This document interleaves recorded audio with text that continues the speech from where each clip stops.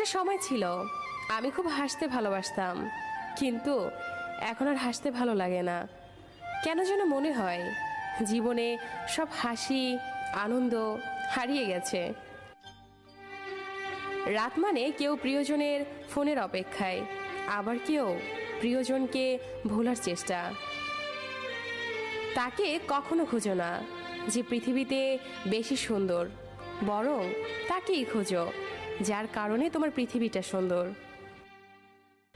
সব ছেলেরা মেয়ে দেখলে চুল ঠিক করে না, কিছু ছেলে মাথাও নিচু করে।